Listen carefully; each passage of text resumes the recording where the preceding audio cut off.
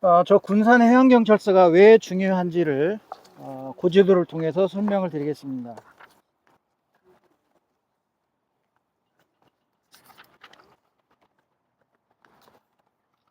먼저 59쪽을 한번 펴줘 보세요. 59쪽.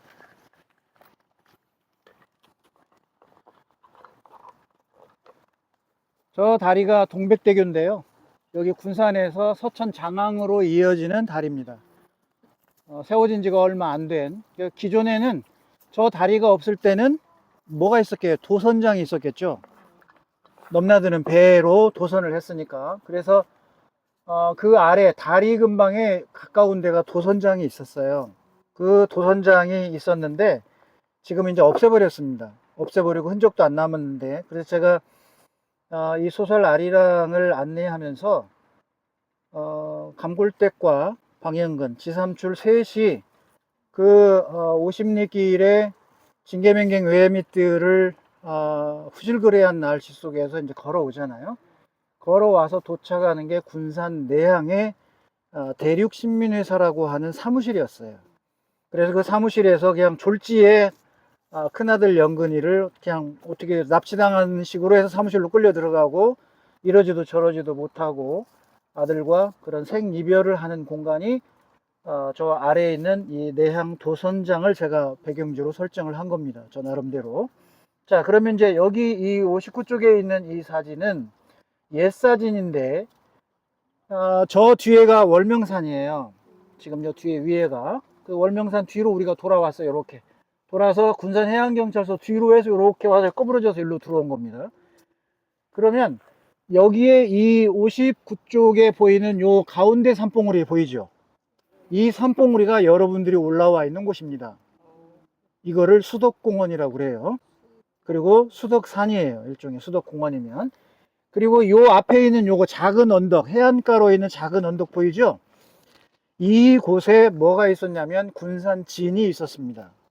군산진이란 수군진이 있다는 얘기예요. 오늘날로 치면 해군 기지다 그런 얘기. 그래서 작가 조정래는 이 군산진을 묘사하면서 뭐라고 했냐면 여기에 당연히 이순신의 삼도수군 통제영의 관할 부대가 있었던 곳이다 라고 표현을 하죠. 그것이 이곳입니다. 그쪽 올라온데 오늘날 얘는 없어졌습니다. 이 군산 내양 축항공사를 4차 하면서 이 돌을 다 뜯어다가 항만을 만드는 데 썼어요. 그래서 이 총체로 사라졌어요. 이 자리에 지금 이 앞에 보면 그 한국전력 군산지점의 건물이 들어서 있는 자리가 명확하게 요 자리입니다. 그런데 그 아래 사진에 보면 여기에 이 군산진의 건물들의 흔적이 남아 있어요. 아래 사진 확대된 거 보이죠? 지금 현재 군산 근대역사박물관 관장님인 이 김준규 선생님이 군산역사 길잡이라는 책을 썼어요. 오래전에 제가 이제 군산을 공부하면서 많은 도움을 받았고 또 우리 김준규 관장님이 저에게 군산 근대역사박물관에서 이 근대역사를 해달라고 그래서 4차례인가 걸쳐서 해준 적이 있어요. 이 동진강, 만경강, 섬진강, 금강 유역을 따라가면서 하는 코스를. 그래서 이 흔적 자리가 1899년 군산항이 개항이 됩니다. 1899년 군산항이 개항이 돼요. 아시는 것처럼 여러분들이 1875년에 있었던 운요의 영종도와 강화도 침략, 먼저 이 강화도의 초지진을 점령해서 들어오려고 작전을 짜서 공격하면 그걸로 반격을 한다. 그리고 배상 책임을 묻게 한다라고 하는 전략적인 게 짜여 있었어요. 이거를 미국의 페리 제독이 1854년, 53년, 54년 일본을 침략했을 때 똑같은 전략이거든요. 근데 왜 이 전략을 그대로 답습했냐? 미국이 넘겨줬어요. 일본 수뇌부에.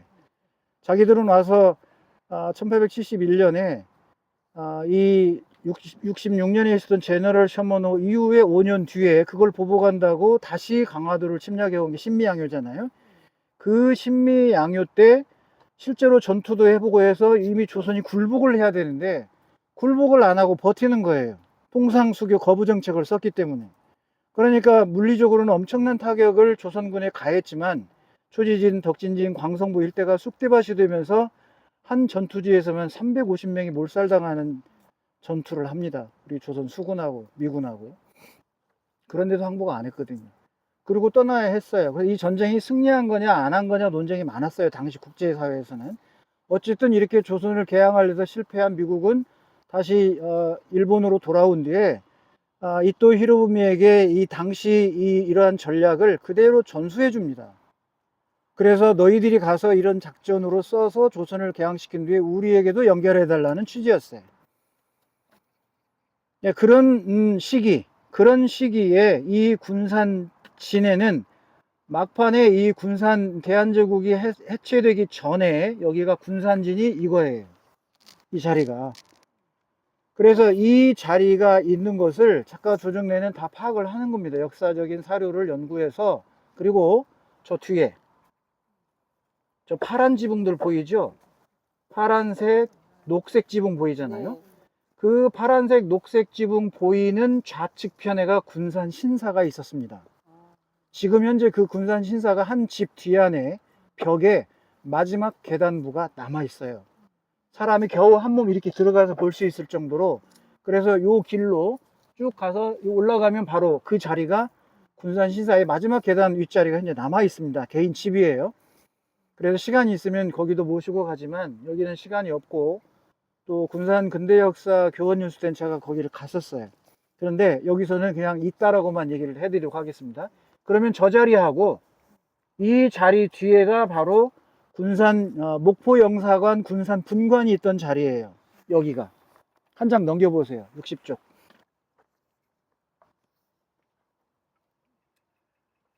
넘겨보시면 그 군산 개항 3주년 기념 1902년의 모습이에요. 이 산의 앞에 있었던 산입니다. 축항공사로 없어졌다고 하는 그 산에 이렇게 군산 진의 흔적이 남아있어. 그러니 수군 진이었어요. 그래서 대한제국의 군산의 최후에 남아있던 보루가 바로 이 군산 진 자리입니다. 이 자리에 일제가 여기에 있던 우리의 군산진 건물을 접수해서 목포 영사관 군산 분관으로 쓴 겁니다. 그리고 우편국도 여기 썼고 경찰서도 썼어요. 이 안에. 그래서 이 안에 보면 번호가 아래발 숫자로 한자로 1, 2, 3 보이죠? 사진 속에 보세요. 1, 2, 3 보일 거예요. 그래서 그 1, 2, 3의 그림 사진이 아래 희미하게 보면 1번에 보면 무슨 분관이 보이고 2번에는 우편국이라고 보이고 3번은 경찰서 아마 이렇게 써 있을 거예요. 희미하게. 여기 이 부분에. 그래서 대한민국의 마지막 흔적이었던 이 군산진의 이 우리의 한옥 건물들을 일제가 그대로 접수를 해서, 이때가 언제냐면 1905년, 1906년, 그러니까 1905년 을사늑약 이후에 1906년에 통감부가 설치가 됩니다. 총독부 이전에. 그 통감부가 설치되면서 이사청을 세웠어요, 전국에. 그 이사청에 목포가 중심이었고 그 목포의 분관이 여기 군산입니다. 그러니까 목포 영사관 군산 분관이 되는 거죠. 여기에 이사가 바로 스지무라입니다. 아리랑에서는. 그리고 여기 우편국에 있던 애가 하야가와. 이 하야가와를 작가가 도입한 거는 제가 스스로 판단한 거지만, 하세가와라고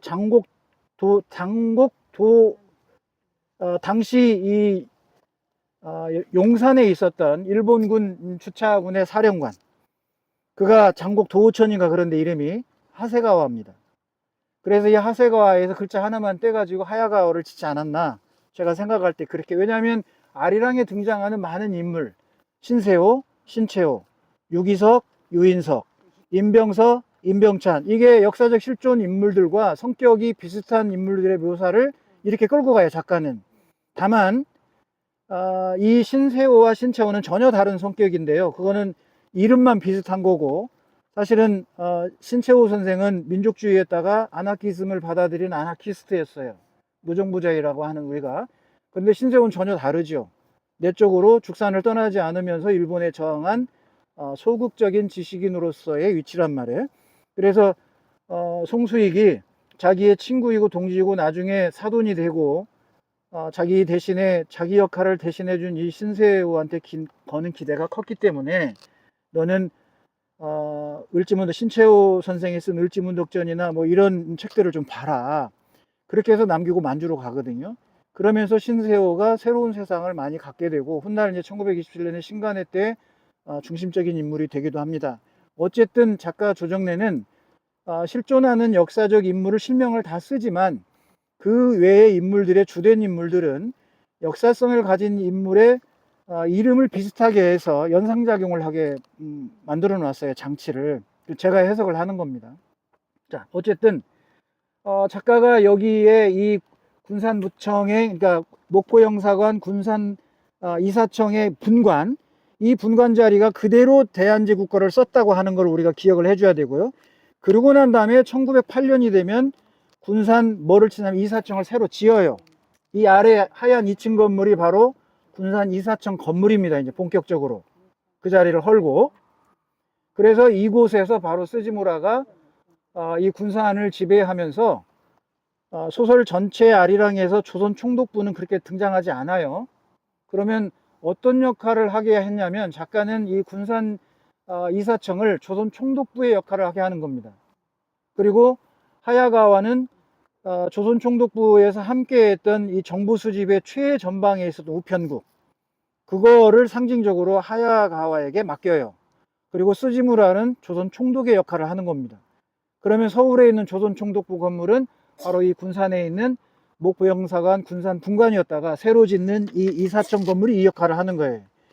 그러고 나서 여기까지 1925년 6년까지 여기 있다가 1926년 8년, 정확히 연도는 제가 28년으로 알고 있는데 지금의 이성당 빵집 그 앞에가 새로 군산부청을 짓게 되는 겁니다.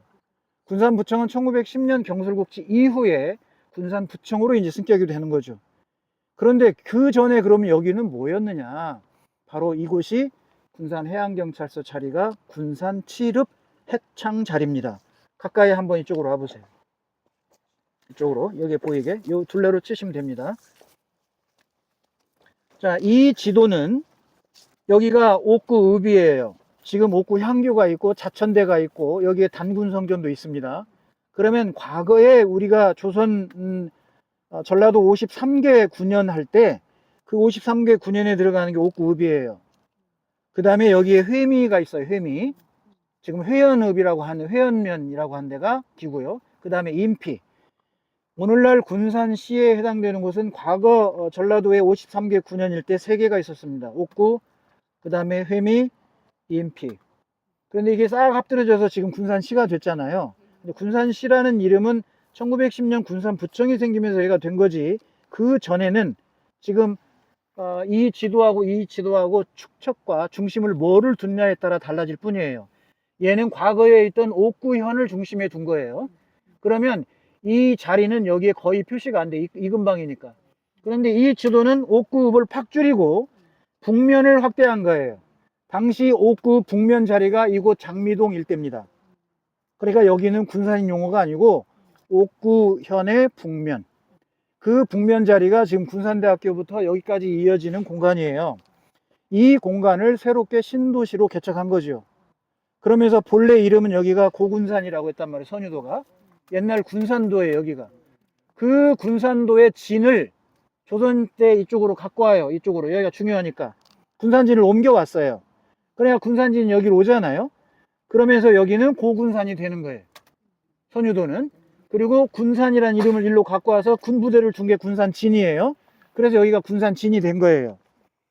그러면 군산진이라는 건 군사 용어지 이게 지역명이 아니 행정명이 아니다 그런 얘기입니다. 이때까지도 옥구현의 북면 군산진인 것 뿐이에요. 그러다 1910년 경술국치가 되고 군산을 군산부로 승격을 시킵니다. 여기까지 이해되시죠? 그래서 군산부청을 요 건물에서 일정 기간 썼어요. 1920년대 중반까지.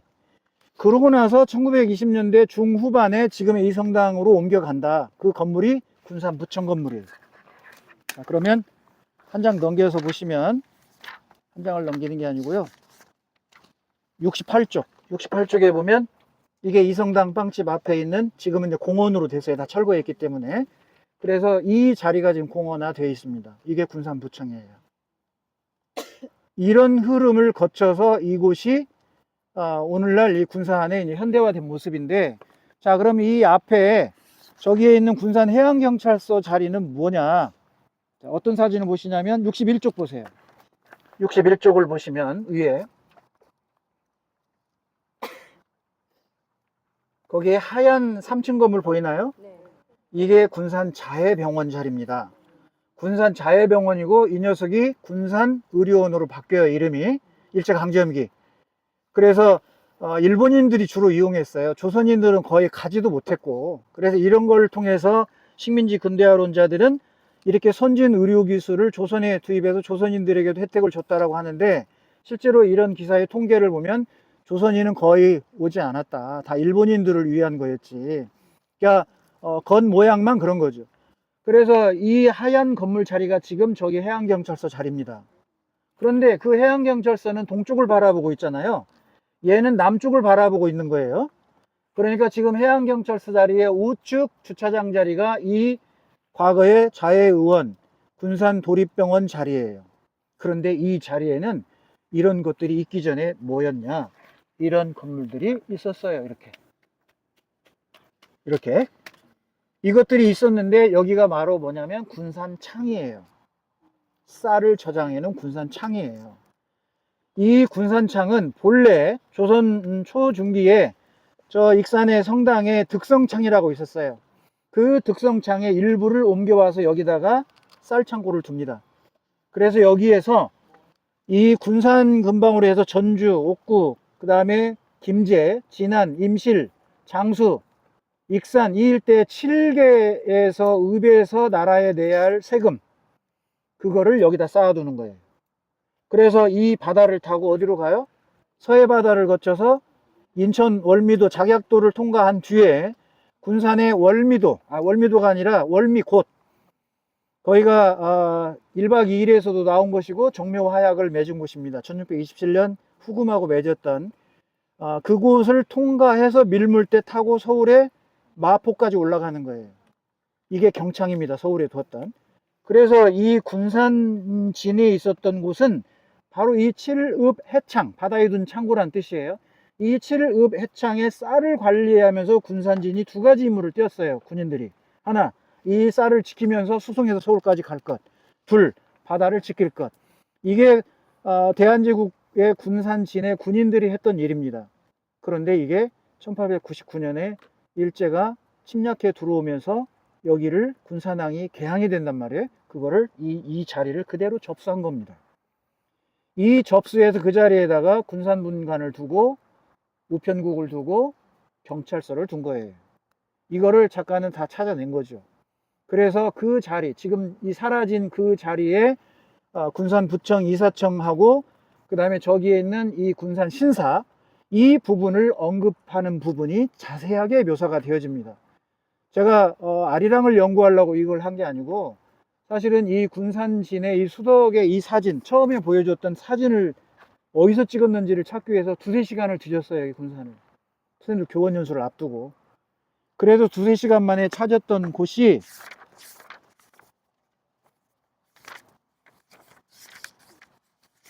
첫 번째 보여줬던 사진 59쪽. 이 사진을 찍었던 곳을 제가 찾아낸 거예요. 저 위에서. 그대로 이 사진하고 똑같습니다. 이 모습이. 그래서 이걸 찾으러 두세 시간 헤매고 다녔어요. 여기에서. 그러면서 이제 여기에 역사 사료 뒤지고 이런 고지도 찾고, 또 군산부에서 발행한 자료, 역사서 이런 것들, 또 동국사에서 발행한 이런 과거 자료들, 이런 것들을 이제 총체적으로 연구하면서 이게 어떻게 여기가 변화됐는지를 이제 알아낸 거예요.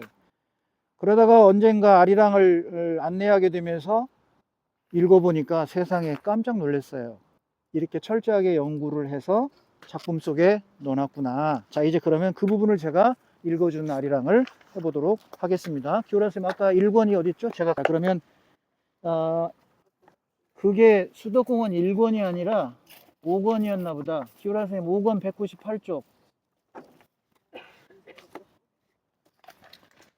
역사 강의할라, 소설 할라, 정신없습니다. 자, 그러면 198쪽이라고 그랬죠, 제가?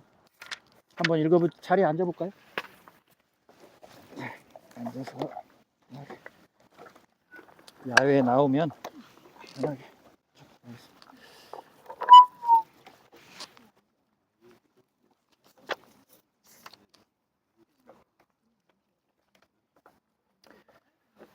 제가 이제 이 수덕공원에서 이곳의 지형, 지리, 그리고 과거에 있었던 수덕산, 여기는 우리가 지금 현재 올라와 있지만 한돈병이가 더 앞에 있었는데 해안가에서 100m 이상이 까져서 이제 나갔어요.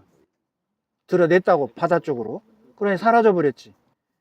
그런데 이 작품을 쓸 때가 1990에서 1995년이니까 그 시기에 작가는 여기를 철저하게 조사를 한 거죠. 그리고 지금처럼 인터넷이 발달할 때도 아니잖아요, 그때는. 지금이야 뭐 검색하면 다 나오잖아요.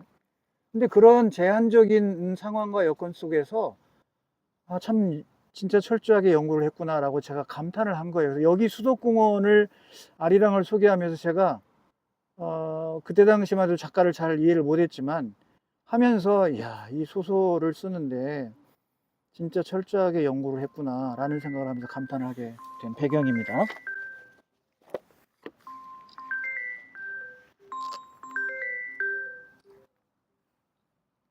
잠깐만요. 여보세요? 네, 안녕하세요.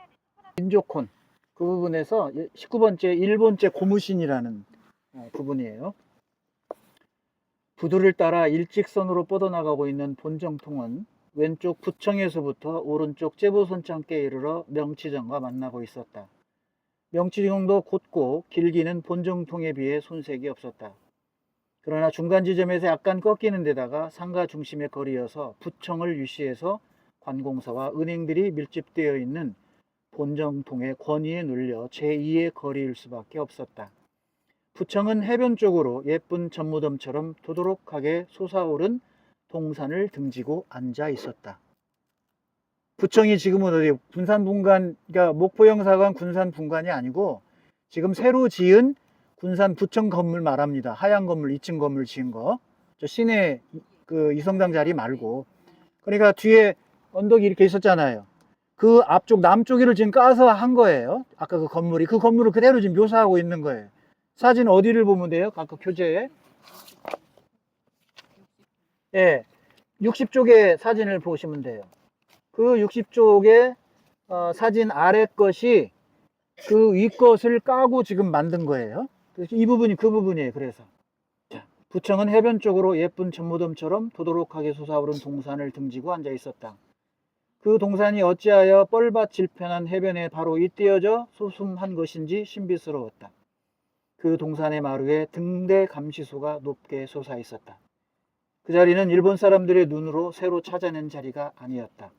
저 먼 옛날 군산진 시설부터 멀리 앞바다를 감시하고 백기를 알리던 자리였다.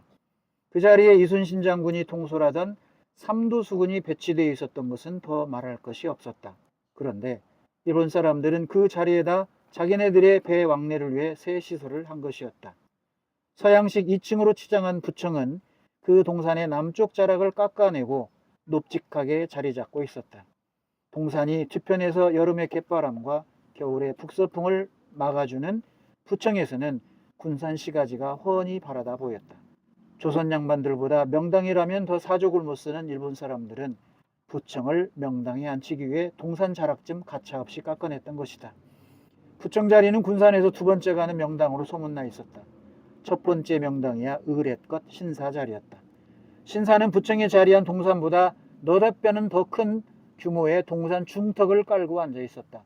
신사는 그들의 철칙에 따라 동쪽을 향해 자리 잡고 있었고 어느 곳에서나 그렇듯 그 주변 일대는 공원으로 지정되어 있었다. 신사와 부청은 그 위치도 기묘해서 부청에서 신사가 대각선으로 바로 올려다 보였다. 마치도 부청에서 충성을 맹세하는 것 같기도 했고 신사에서 충성 근무를 감시하는 것 같기도 한 형국이었다.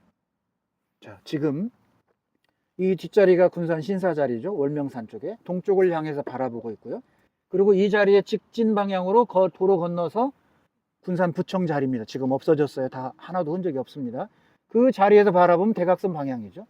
그래서 이 군산 신사와 군산 부청의 위치 지리 관계를 명확하게 그려내고 있어요. 하나도 틀린 게 없어요. 지금. 그러니까 당시 지리와 역사적 건물이 있었던 곳과 작가가 1990년에서 95년에 표현해냈던 이 두 일제의 상징적인 건물의 묘사가 절묘한 거예요. 있는 그대로 표현해낸 겁니다. 그래서 제가 여기서 감탄을 한 거예요.